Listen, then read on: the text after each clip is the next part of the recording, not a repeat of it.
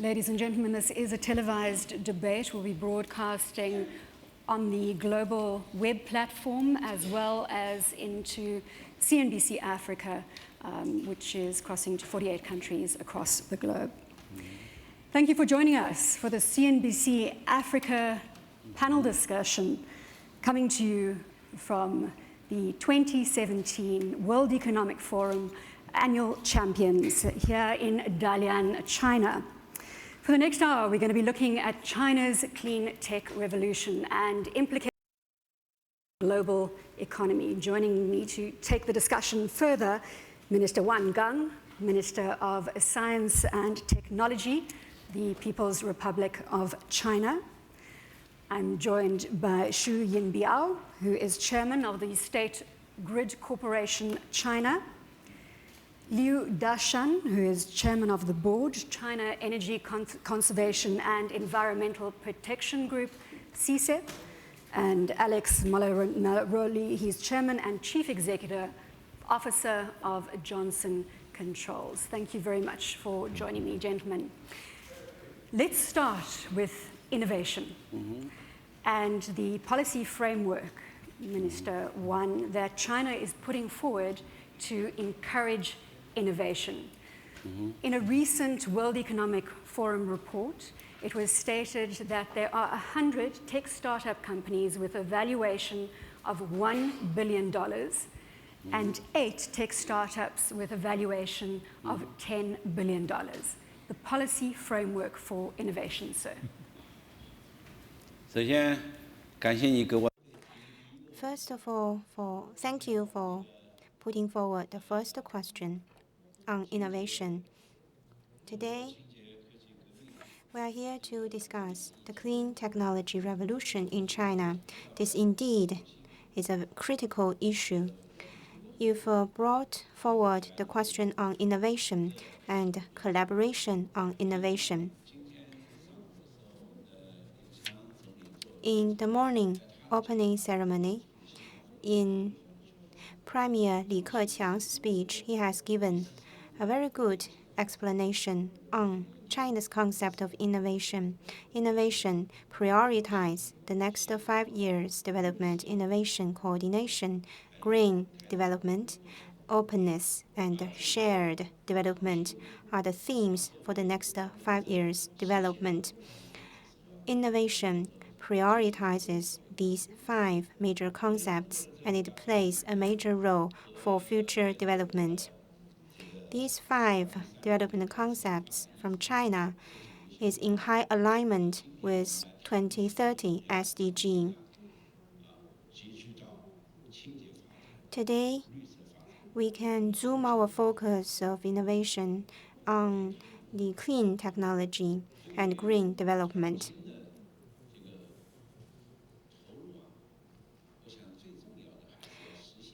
The investment into innovation aims at realizing the agenda and goals for clean development. Wind, solar, and hydropowers are some of the priority technologies China has been focusing on, and it is fair to say that we are leading the clean technology development.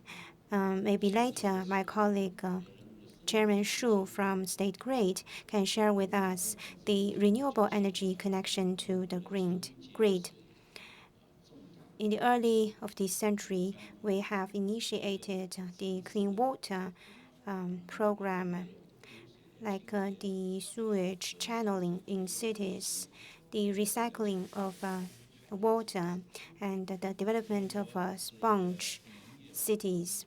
China is a big agriculture country. There is a vast territory that is farming land. How can we ensure the clean potable water can be provided to farmers? How can we ensure we can harness well the major cities and lakes? How can we make fresh again polluted Taihu and Dianchi and other major lakes? We need technology innovation to realize those goals on the agenda. We also need innovation on the policies and system mechanisms. Therefore, technology innovation goes hand in hand with innovation on institutional arrangements.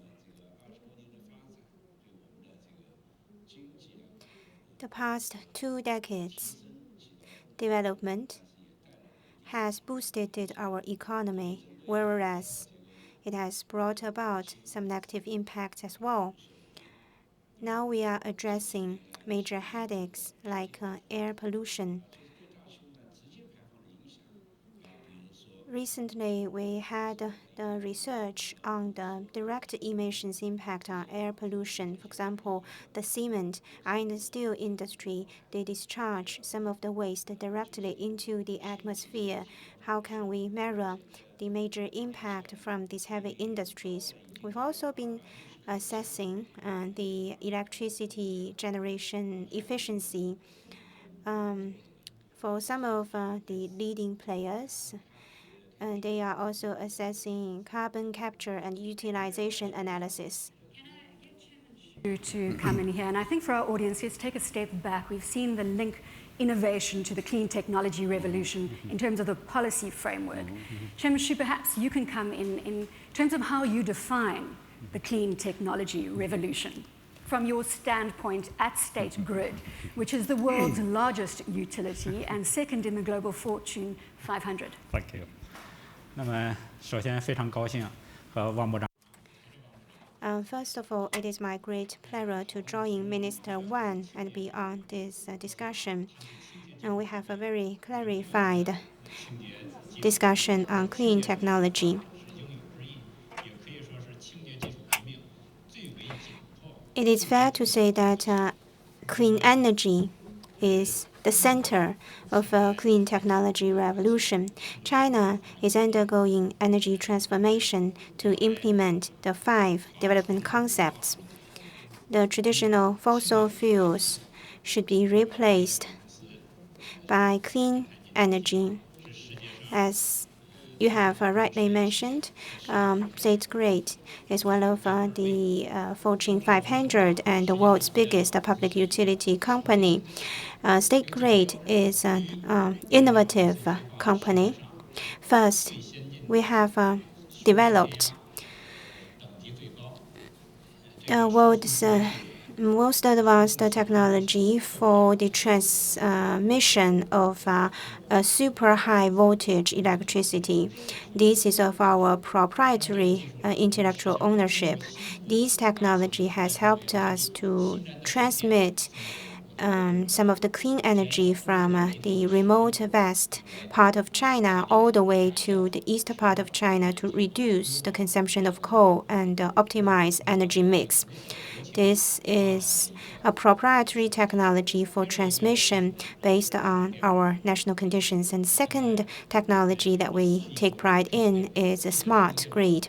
We have covered 400 million households who are using the smart electricity meters, and these meters can have smart interaction with the smart grid. We also have the world's most advanced smart electric vehicle platform. Over 160,000 charging piles have been connected to our electric vehicle platform, and they can make a good peak shaving. Fourth, we have realized the stable and balanced control over the smart grid, that is to balance the fluctuation of the contribution from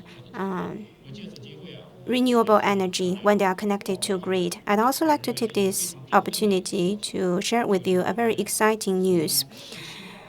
Starting from between 17th to 23rd of June, the grid in Qinghai Autonomous Region has realized a 7-day running supply from renewable energy. So it is 100% renewable for 7 days running and for the entire big province. This has been the world's #1 in providing electricity to such a big area with pure renewable energy. Last year in Portugal, there was the pure 100 supply of renewable energy of electricity. In order, that is phenomenal, and a world leader. Again, China, the largest investor globally in renewable energy and the largest generator of solar power, in fact, doubling solar power provision in 2016. Chairman Liu, let me bring you in, and the role that CECEP is playing in helping to carve out the clean technology revolution, especially where it is concerned with protecting the environment and conserving energy. 谢谢主持人。首先，我想 Thank you, Madam Chair. First of all, I'd like to thank Chairman Shu from State Grid. Your success is indeed an exciting news for us. We have many wind power generators in Qinghai. We boast our electricity generation from wind, solar, incineration of garbage. And for most of the cases, we ask the support from State Grid for allowing the entry of renewable energy. And from CECEP, among all the state-owned energy companies, we are the only one that focuses only on energy conservation. So we are living the principle of conserving energy and protecting environment.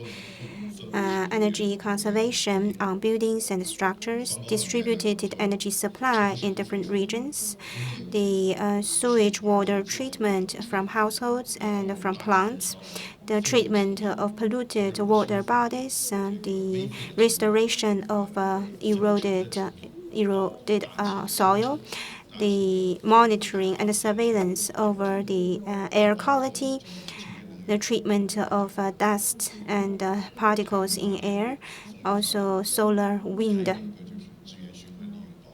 energy, the recycled energy use, the recycling of vehicle batteries. These are all covered in our business scopes and not exclusive of the biomass utilization, like the straw utilization in rural areas. In my perspective, indeed, in China, clean technology development is a revolution. Apart from the state-of-art technology, some major significance in protecting environment. More importantly, this revolution aims at commercialize and popularize these technologies to ensure the wide industry application and bring about major differences. The industrialization of clean technology in garbage incineration for electricity generation, pollution treatment. These, on one hand, protects the environment, on the other hand, can bring about real economic returns. Therefore, it will sustain further development of renewable energy. In recent years, government has been improving its regulation and stepping up international cooperation to realize the rapid development of clean technology and reduce energy use, enhance energy efficiency. Until one day, we are using this technology to deal with many difficult industrial problems. So I believe this revolution has come from all these. Global view as a global multinational Johnson Controls view of China's global technology revolution or clean technology revolution. Well, first, it's very refreshing to hear that China has a plan, which is not unusual. But when you look at your energy plan and how forward-thinking it is, and when you talk about innovation and collaboration and sharing and all the things that I believe that has made China successful up to this point, in this category is going to make you very successful. And Chairman Liu, I thought you were giving a commercial for Johnson Controls, because when you talk about conserving energy, energy efficiency, and you think about the opportunity in front of China, because of the last 20 years and all of the development, the single biggest opportunity that you have around clean energy is energy efficiency, energy conservation. It's on the demand side. If you look at just the opportunity which we piloted in our own new headquarters, being able to reduce our own energy cost and our own energy usage by about half, water usage by almost half. Can I just bring the audience into the headquarters that you're referring to? Yes. Are the headquarters, your second headquarters, opened here in China? Last week. Last week. Yeah, so it was very exciting. In Shanghai, this seems to be a theme here. What we found is an opportunity for ourselves, proved it to ourselves that what we can do is pretty amazing. And then you think about the opportunity in front of you. If we're able to take the existing building stock and the existing assets that exist out there today of all the development for the last 20, 25 years and be able to make that more efficient, it's a real opportunity. We're able to create about 10% capacity or be able to clean up 10% of some of the fossil fuels. I mean, it's a real opportunity for China, I think. Minister Wan, you recently hosted Mission Innovation, and that's really trying to get private sector and public sector to work together. Can you give us a little about the takeaways from Mission Innovation? Well, in early June, we just accomplished the CECEP and MI2 conferences. During the conference, an important achievement is that 26 energy ministers attended the conference, and over 100 energy companies are working closely. Governments are talking about their collaboration to encourage innovation in energy, and company entrepreneurs also establish partnership. Also, the public and the private sectors initiated a lot of new initiatives and plans for joint development. One thing impresses me. That is, when we talk about clean energy or the mission of innovation, it seems like they are great undertakings, but they are not closely relevant to our daily lives. However, one thing triggered my thinking. Today in Beijing, with your mobile phone, wherever you go, you can find a bicycle to ride on. You can achieve the last mile to your home or to your workplace. Actually, 20 years ago, China was regarded as the Kingdom of Bicycle. At that time, such name was derogative, but today, bicycles are coming back to our daily lives. These bicycles are equipped with GPS, with the online payment. So these technologies are indeed not imagined when the government indeed at that time were not planned by the government. The government was investing in major projects like Beidou, the satellite system, and etc. Very few people ever thought about the innovation and the benefits of technological innovation to their daily lives. Furthermore, we are now enjoying a better environment for innovation, and this has benefited all of us.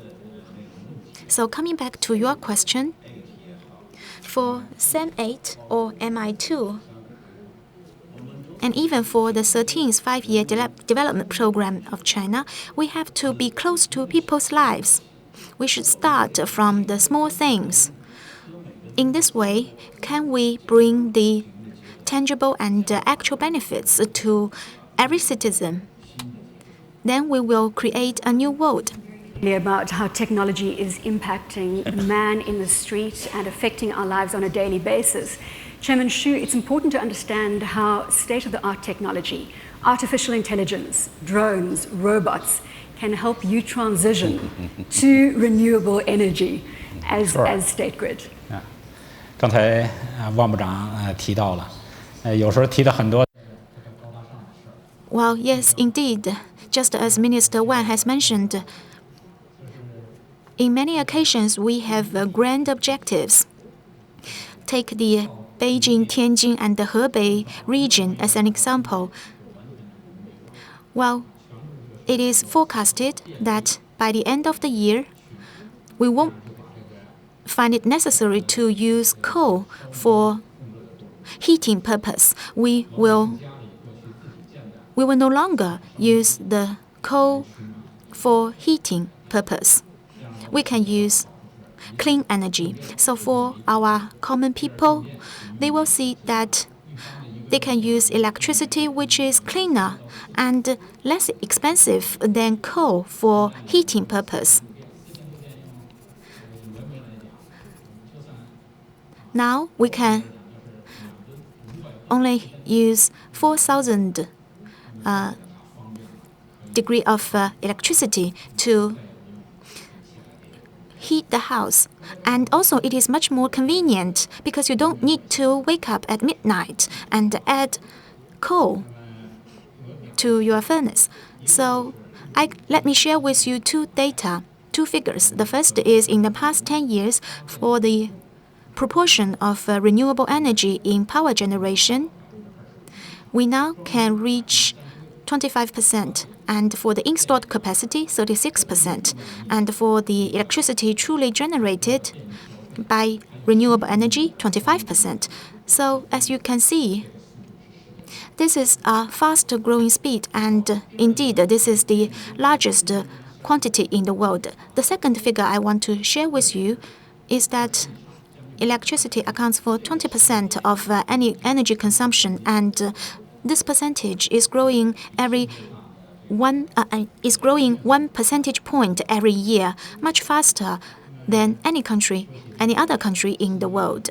So talking about the transition to renewable energy in State Grid, in terms of technology, we have invested a lot.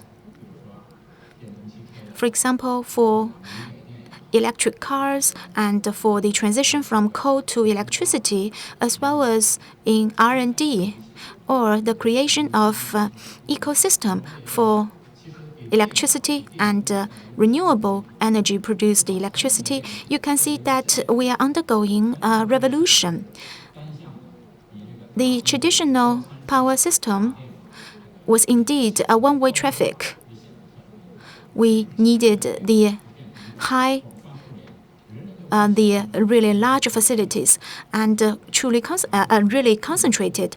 But in the future, we are going to have those distributed power generation, and also we will find the interaction between the grid and the power supply and the consumption. Also, we are going to have more flexible and resilient power supply. Last but not least, we will ensure the safety and controllability of the grid system or of the power system. So we really need such revolutionary efforts. And also we need to accompany it with storage facilities.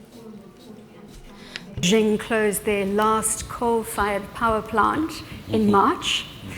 We also know that Beijing is spending $1.3 billion on renewing its car taxi fleet, some 70,000 taxi fleets, and creating electric vehicles, all in an order to combat environmental pollution and to create healthier cities. But the big news is the new city, Shungan, 100 kilometers south of Beijing, that is going to be developed. Some reports saying it is going to be twice the size of New York.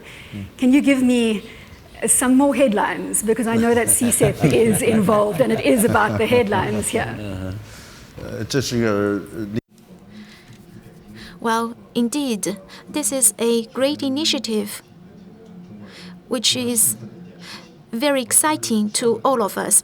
Last week, together with my wife and the daughter, we went to the Xiong'an district to feel for ourselves the new district.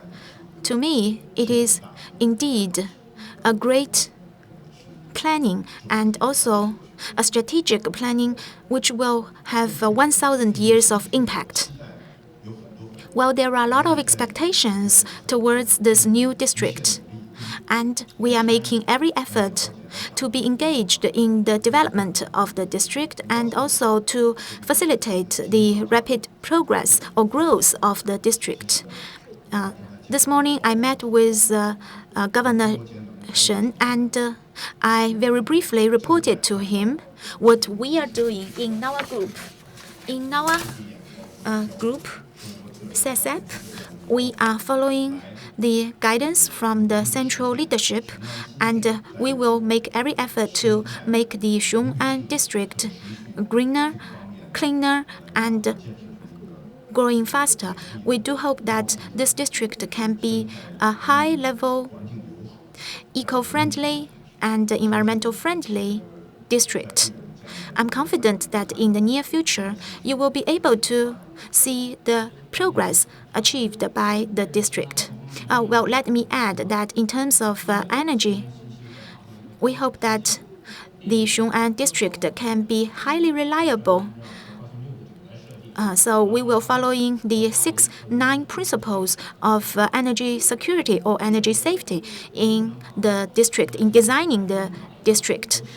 Secondly, we hope that the district can be 100% supported or powered by renewable energy for people's daily lives or the working operations.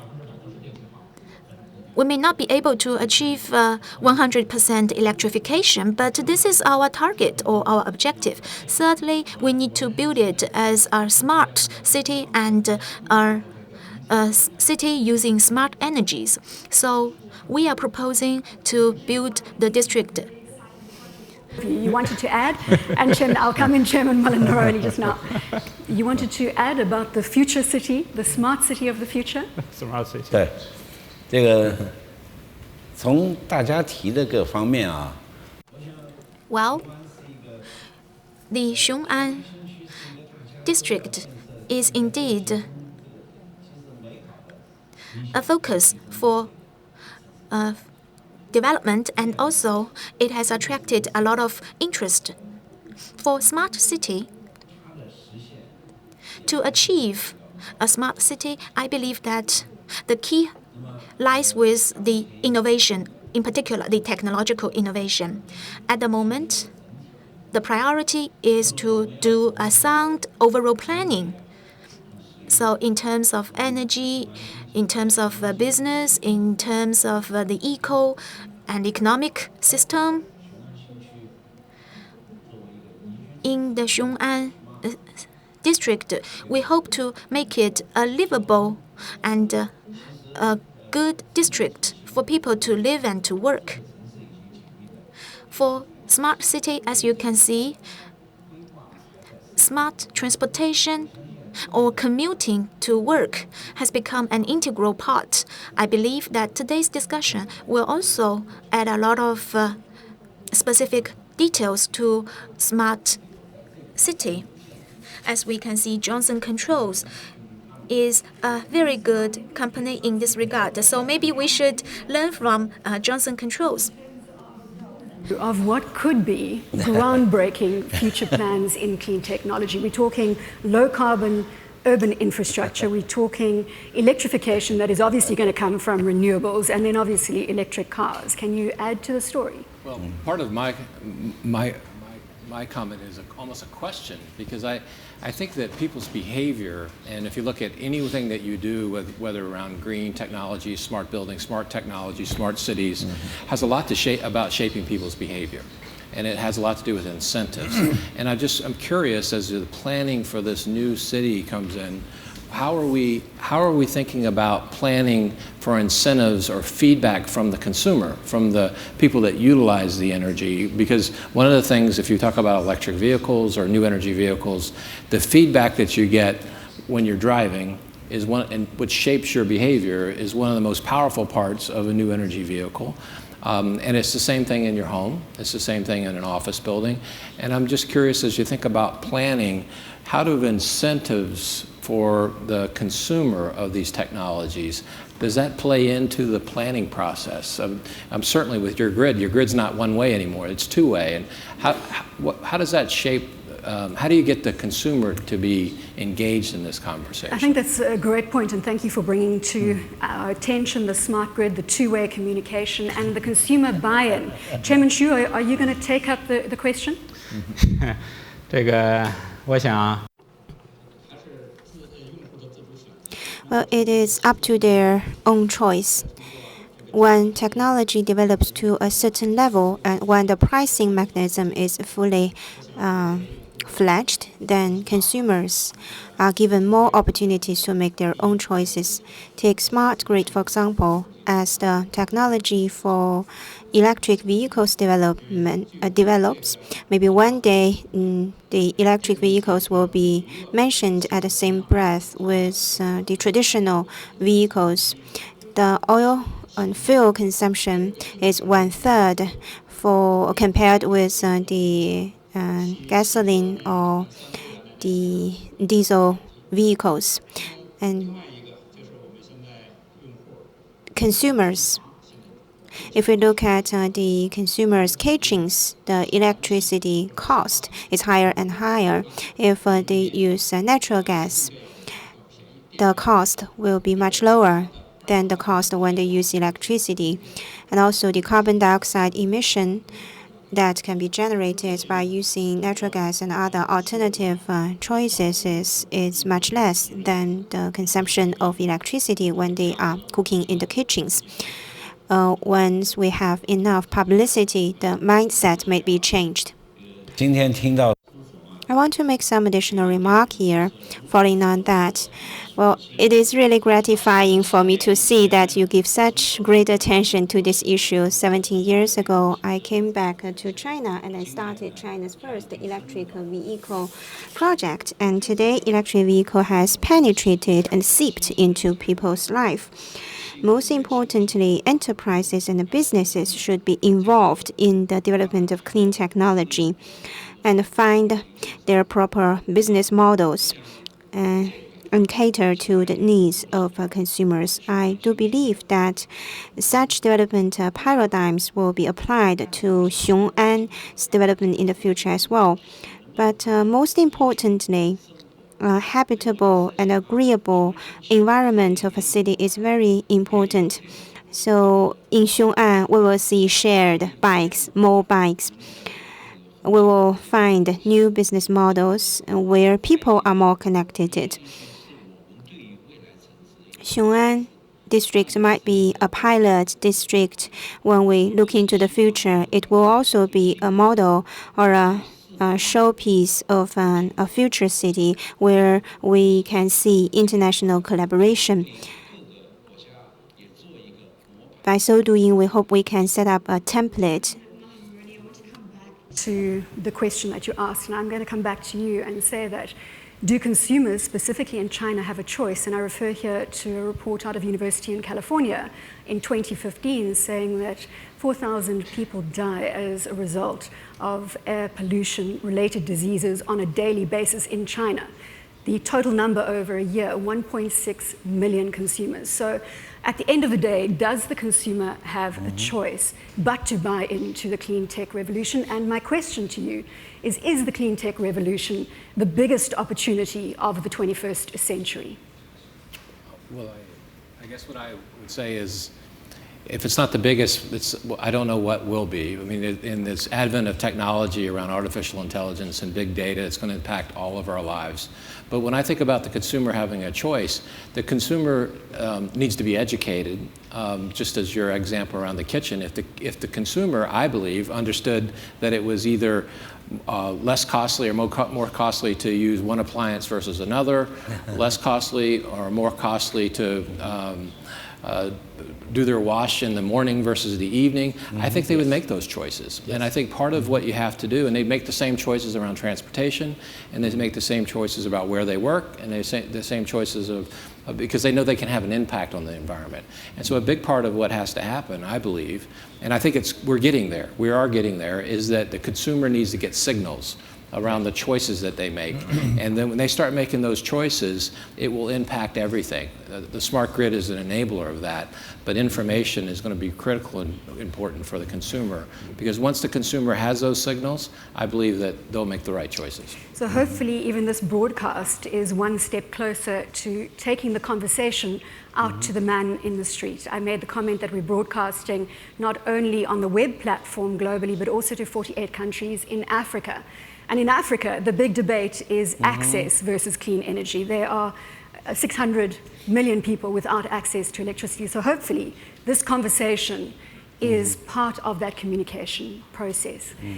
Let's now talk about the circular economy, because this is essential when it comes to the clean technology revolution. We're talking about an economy here where we optimize production and where we eliminate waste. That's in the perfect sense. Now, waste management is a very, very big part, Chairman Liu, of CECEP. Perhaps you can give us some insights into how you are contributing to the circular economy, especially when it comes to water security. Minister Wang mentioned water security being a huge challenge, not only for China, but for the world. 我想不管 No matter how advanced technology is, we'll always have to deal with the industrial and residential waste. This will always be homework for us to address. And it will be a forever topic for us to discuss to enhance the level of a circular economy. CECEP has done a lot of work in recent years. Shortly before, we visited the Maotai company. It is a liquor manufacturer. For the first 7 steps of fermentation, it is the water for the liquor production.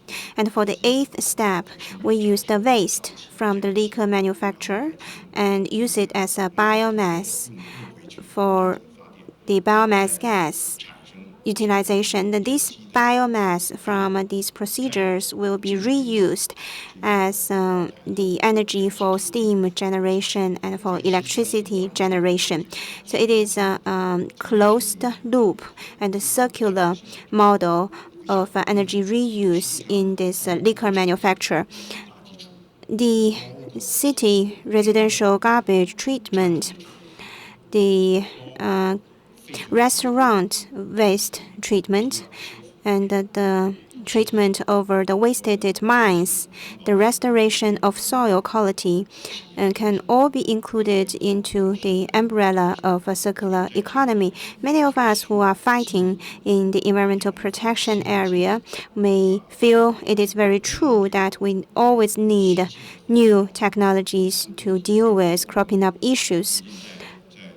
For example, recently, we see the research and development on some of the technologies of straw utilization in rural areas. If we burn the straw, there will be air pollution. But how can we utilize the straw? Government needs to allocate more policy support and resources, and the farmers need to be educated.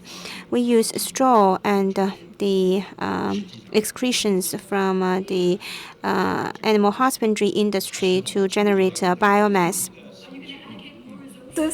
我这个补充一句，中国的 Yes, additional remark.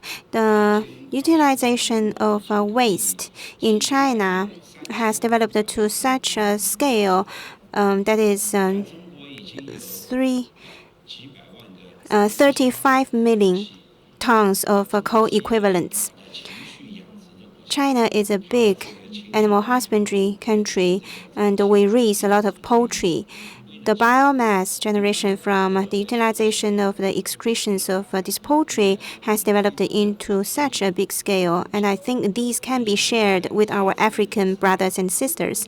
For example, the water reutilization projects, we have been collaborating with some of our African friends to discuss the protection of the River Nile.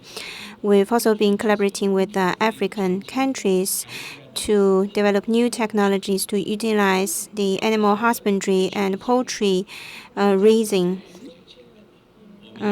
Europe is taking the lead in waste treatment. We should learn from Europe as well.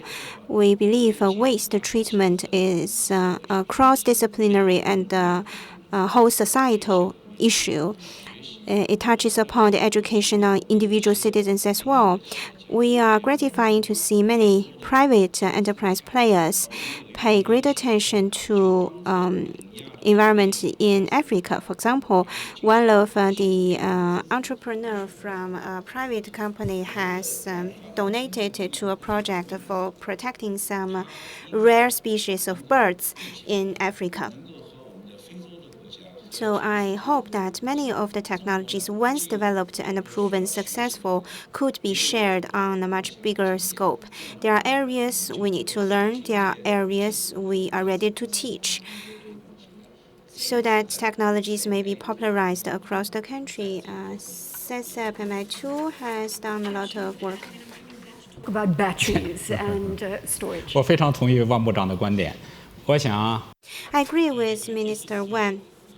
I couldn't agree more with you. In the fourth industrial revolution, Africa could be a low-carbon player, which is dependent heavily on renewable energy. Africa has very rich natural resources and renewable energy like solar and wind. It has the biggest potential of further electricity use, or per capita utilization of energy is still quite low in Africa. State grid has a very clear target of collaborating with Africa, that is universal access to electricity in Africa. In remote and rural areas, we'll focus on solar energy and storage. Battery storage in these rural areas, so that there will be a bigger distributed power supply system in African rural areas, so that students can read during nights with lamps, and there can be the basic supply of electricity in Africa. So I do believe, just like Minister Wan has mentioned, in the new round of sharing, just now. When it comes to clean energy international collaboration, I think international collaboration might be the leveraging force to make certain breakthroughs. In China, there are still many issues remain untackled, like the international collaboration on funding resources and technology development. Companies like us have very strong aspiration of pursuing international collaboration for the solutions to air pollution and many other issues.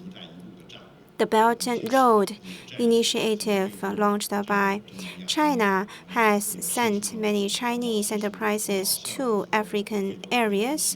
We have transferred many of our environmental protection technologies. We have shared many of our expertise and business models. On one hand, we need international cooperation, and we have done a lot of solid work. For example, the Belt and Road Initiative. 2013, a huge initiative, potentially reaching out to some 4 billion people, 68 countries across the globe. That step in globalization. Chairman Molinaroli, let's come back to batteries. and Johnson Controls is a big, big player globally in this field. If we're talking about the circular economy, we also need to bring in the Global Battery Alliance, which was initiated at the World Economic Forum in Davos earlier this year. It will be officially launched in September of this year. I know Johnson Controls is involved. And this is all about the sustainable sourcing and recycling of batteries. Well, it's not a complicated concept, but the reason recycling works when it works is because it's less costly. And when your total cost of ownership is lower to use a recycled product than it is to use new materials. And I think in traditional batteries, lead-acid batteries, that process is something that's been proven, and it's actually less costly to recycle a battery than it is to buy new lead, virgin lead from a mine. When you think about the total cost of ownership around new energy vehicles and the new technologies, that process is not figured out. That process is not understood. And so today, it's like your straw analogy. You know, you're burning the straw, but there's a cost to burning that straw. Yes. But the farmer does not bear that cost. Someone else bears that cost. And when you think about recycling, and you think about recycling these new technologies, the total cost of ownership for those batteries, for these new technologies, somehow has to be captured in order for recycling to become a reality. You can do it through policies, but you're still going to have a cost to society. And I think that as we go forward and try to understand these technologies, the recycling and reuse and the total cost of ownership for these technologies is something that we have to struggle with, because in every example where recycling works, it's actually cheaper to recycle. Minister Wang, let me come back to you and the Belt and Road strategy that was mentioned by Chairman Liu a moment ago. Is there an opportunity to drive the clean technology revolution through the Belt and Road strategy? This is clean. Well, I think this has actually become our common objective. This is a component of the UN 2030 SDGs for us.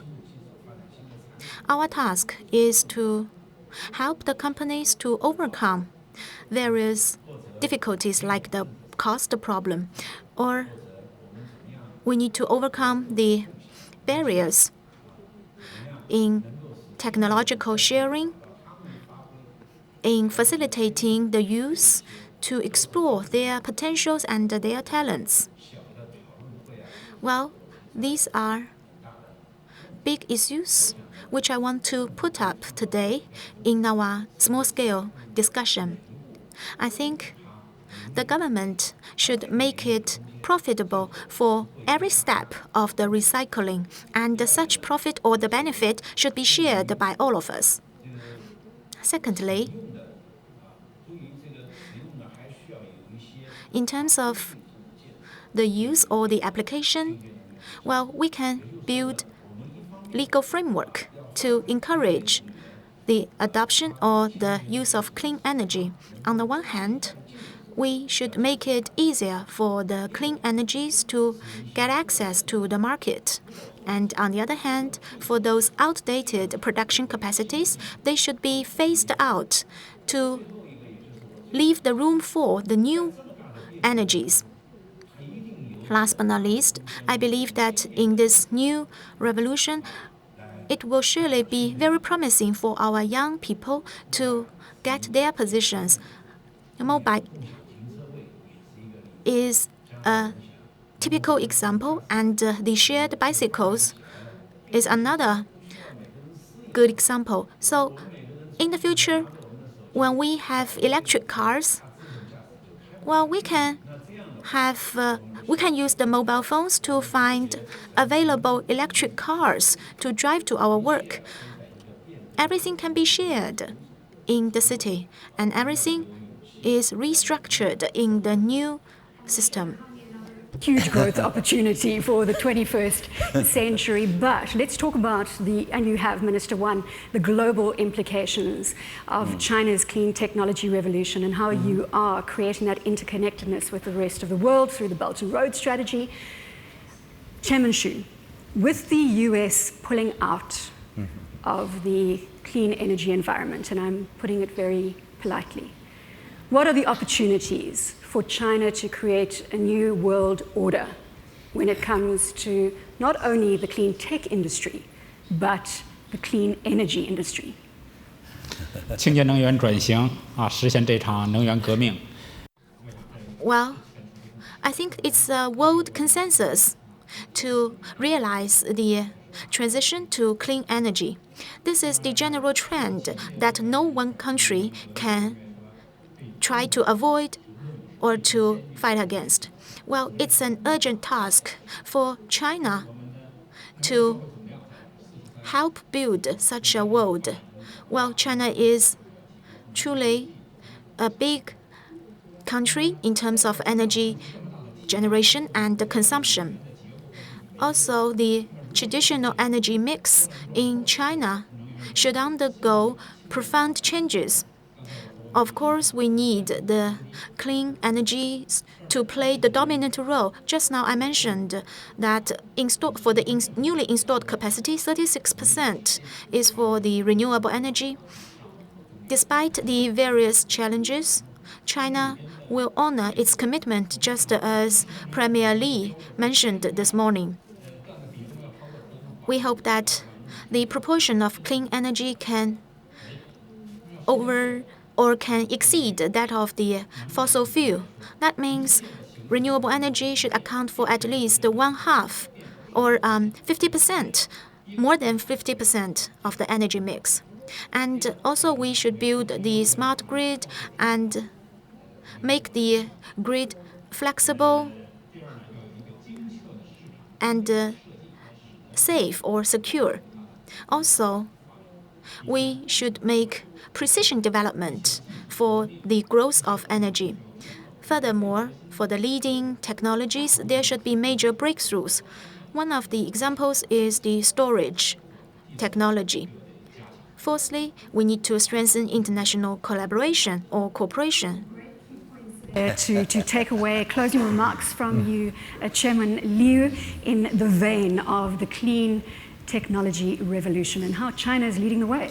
因为我是从事 Well, as I have been engaged in environmental protection and I'm from the business sector, I want to say that for companies, indeed, environmental protection is a corporate social responsibility for the company.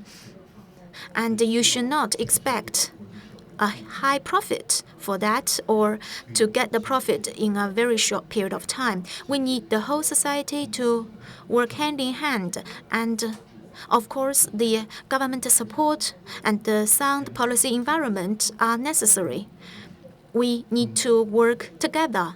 I mean, the public and the private sector to work together. Your final comments on what has been an invigorating discussion, and perhaps you can leave us. Yeah.